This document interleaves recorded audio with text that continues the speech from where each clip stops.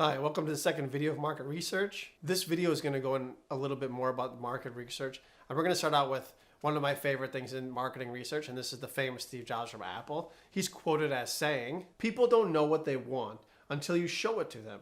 That's why I never rely on marketing research. Our task is to read things that are not yet on the page." So every single time I've ever taught this class, people love to bring that up and kind of say like, well, if Steve Jobs didn't need market research, why do we need market research? I think the more I've taught this class, the more I come to realize that that's a little bit of, I don't want to say BS, but that's sort of like, I think he's speaking too like fresh on that. And this is what I mean by that. If you look back at his famous products that he invented, the most famous two products that he invented were the iPod and then the iPhone. Going back to the iPod, the first one. Before the iPod, there were MP3 players. They were terrible. There was a Discman, there was a Walkman. If you really turn back the clock and go to the time when there was Napster, if you've ever heard of Napster, you probably haven't. But anyways, it's not important. But if you go back to that time, people spent all this time and energy downloading terrible music files from the internet, and then they would try to find ones that sounded the best they could. They put them on really poorly made MP3 players, and it didn't work. It wasn't convenient, it wasn't nice because the music was uploaded by someone else and then it was downloaded by other people on these free sharing sites. If you think of that sense, Steve Jobs came in and brought in iTunes, and then he brought in a high quality iPod, which is basically an MP3 player. Yeah, people maybe didn't want to go around and say like, this is what I need, but he was observing the marketplace and he saw how people were acting, and he was able to come up with a product or two products that changed it in a great way and made people's lives much more convenient. The next example is the iPhone.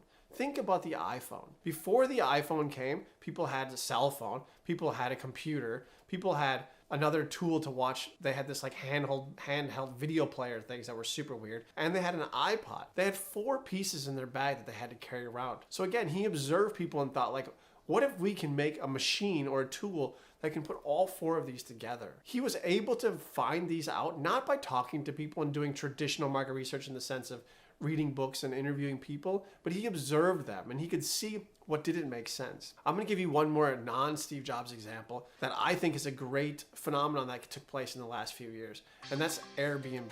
Before Airbnb, there was this thing called couch surfing, which has been around a long time. People did couch surfing when I was in college. If you're not familiar with couch surfing is, what people do is they lend their couch to people that are traveling around to stay there for free. Basically, you can sleep on someone's couch while you're traveling for a few nights, then you go to the next house, you sleep there for a few nights, and you go to the next house, you sleep there for a few nights. Basically, what Airbnb did was they took that concept, brought it to the internet, and then charged money for it. They saw something that was available, and they were able to make it work for multiple people in a financial way. They were able to bring the internet plus this couch surfing idea and bring it together. You add in a third factor into Airbnb, and hotels are ridiculously expensive. In the beginning stages of Airbnb, it was mostly cheap places, and people who are backpacking don't really care about where they're staying as long as it's affordable and it has a roof over their head. I think these 3 are great examples where you could say like, well, they invented it. Did they really invent it, or did they observe the marketplace? They saw what was happening. They used the tools and resources that were available to them to come up with something that people wanted and made sense. If you are ever in a job and someone says we don't need to do market research, I kind of think that's a bit of BS, and you really need to focus on the situation that's out there. It doesn't always mean interviewing people, but the most important thing is always observing people, watching what they're doing. And if you watch enough people using your products or just using products, you start to notice the patterns and the trends that exist in the marketplace, and you realize, hey, we can change this to make it better for them. And if you make it better for them, people will buy the products. What do our customers want and need? We always keep coming back to this, and this is what you need to really focus on. What are your customers' needs and wants? You really need to understand what their wants and needs are before you can do anything else. Once you understand their wants and their needs and you add in their fears, you're able to make products that will satisfy them. You're not just guessing. Once you understand their wants and their needs, then you need to start to match that to your company and thinking about, what do we do best? What does our company excel at? And how can we match that to what our customers need? And that's when you try to look for that match right there.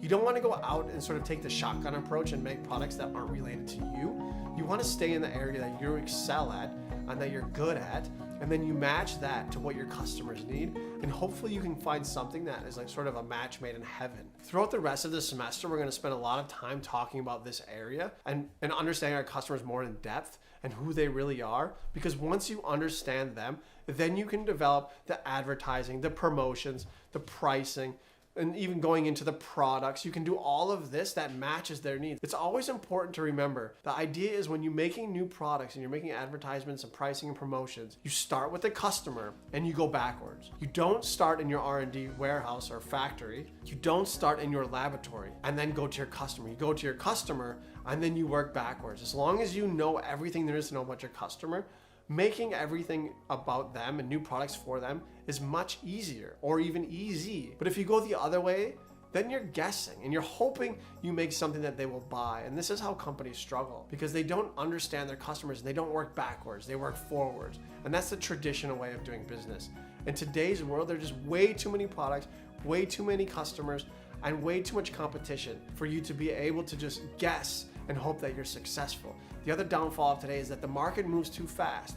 And so if your product doesn't work right away, you're not going to be successful. You have to get products out there that people will buy right away. And by doing that, you already know everything there is about your customers, and then you make products that they want. So when you're doing your research, you always have to think about what is the most important objective in marketing research. The first step of market research is, what is our goal? What is our hypothesis? What do we hope to accomplish? Many years ago, I had a great guest speaker in one of my classes, an analytics research class, and he came in and he talked about what the most important thing in research is. And he gave this great example that I've repeated every time since then. So he went around the class and he asked, what is the most important thing in research? And all these people gave different answers. And these are all research people. And he said, the most important thing is to know what you're looking for. What is that hypothesis?